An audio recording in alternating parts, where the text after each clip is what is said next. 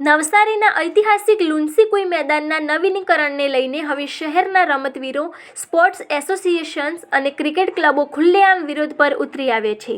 તેમનું કહેવું છે કે મેદાન પર થતું બાંધકામ રમતગમતને નુકસાન પહોંચાડશે અને મેદાનની મૂળ ઓળખ પણ ખોવાઈ જશે. આજે તેઓએ જિલ્લા કલેક્ટરને આવેદનપત્ર આપીને ગંભીર ચિંતાઓ વ્યક્ત કરી.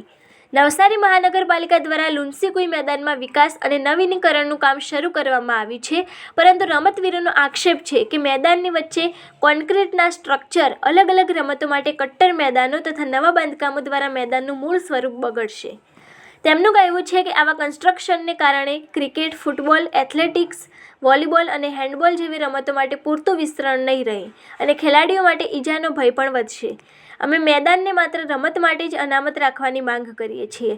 કોન્ક્રીટ સ્ટ્રક્ચરથી મેદાનનું નેચરલ લેવલ બગડશે અને રમતગમતને સીધી અસર પડશે.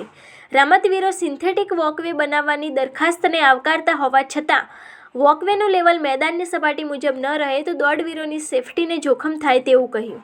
તેમણે યાદ અપાવ્યું કે અગાઉ નવસારી ડિસ્ટ્રિક્ટ ક્રિકેટ એસોસિએશને લાખો રૂપિયાના ખર્ચે નવસારી પ્રીમિયર લીગ માટે મેદાનને 0 લેવલ પર તૈયાર કર્યું હતું, પરંતુ વ્યાપારી કાર્યક્રમો, સિટી બસ પાર્કિંગ અને ડ્રાઈવરોની ટ્રેનિંગને કારણે મેદાનની હાલત ખરાબ થઈ છે.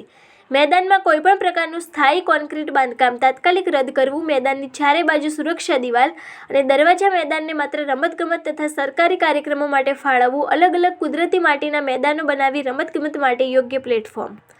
આ મુદ્દે હવે રાજવી કુટુંબની પ્રતિક્રિયા પણ સામે આવી છે. મહારાજા સયાજીરાવ ગાયકવાડના પ્રપૌત્ર જીતેન્દ્રસિંહ ગાયકવાડે વિડીયો દ્વારા જણાવ્યું કે લુન્સીકુઈ મેદાન જાહેર ઉપયોગ અને ખાસ કરીને રમતગમત માટે જ આપવામાં આવ્યું હતું. મેદાનની અંદર ટોયલેટ બ્લોક જેવી અસંગત બાંધકામ પ્રક્રિયા ઐતિહાસિક વારસાનો અપમાન છે તેવું તેમણે જણાવ્યું. રમતવીરોની આવેદન અરજી બાદ હવે પાલિકાની તરફથી શું નિર્ણય આવે છે અને લુન્સીકુઈ મેદાનનું ભવિષ્ય કઈ દિશામાં જશે તે પર શહેરની નજર ટકી રહેશે. નવસારી મહાનગરપાલિકા દ્વારા નવસારીના લુન્સીકુઈ રમતગમતના મેદાનમાં વિવિધ અન્ય પ્રવૃત્તિ માટે કેટલુંક બાંધકામ ગઈકાલે શરૂ કરવામાં આવ્યું.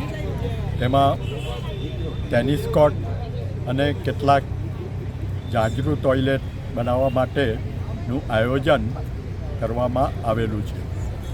આ આયોજન કરવાથી રમતગમતની અન્ય પ્રવૃત્તિ માટે વિઘ્ન ઊભું થાય તેમ છે.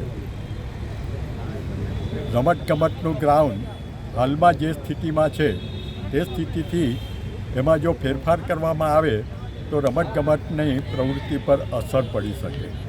ક્રિકેટ જેવી રમત રમવા માટે જરૂરી જગ્યા જોઈએ તે પણ ઘટી જવા પામે અને આ મેદાન ફરતે જો ટ્રેક બનાવવામાં આવે તો 400 મીટર માટેનો જે દોડનો ટ્રેક જોઈએ તે પણ ઘટી જાય.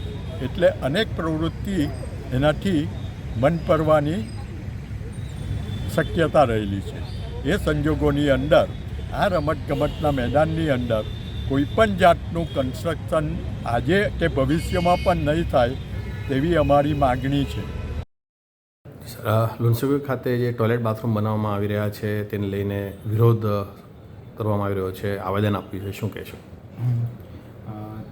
આજના દિવસે સવારના સમયે લુન્સીકુઈના જુદા જુદા સ્પોર્ટ્સ સાથે સંકળાયેલા લોકો અને વિવિધ સંસ્થાના લોકો દ્વારા આવેદનપત્ર આપવામાં આવ્યું કે તે સ્થળે ટોયલેટ બ્લોક ના બનાવવામાં આવે અને જૂની જગ્યાએ જ જે જૂનું ટોયલેટ બ્લોક હતું તેમને દૂર કરીને એ જગ્યાએ બનાવવામાં આવે એવી રજૂઆત મૂકવામાં આવી છે, જેને ત્યાંને લઈને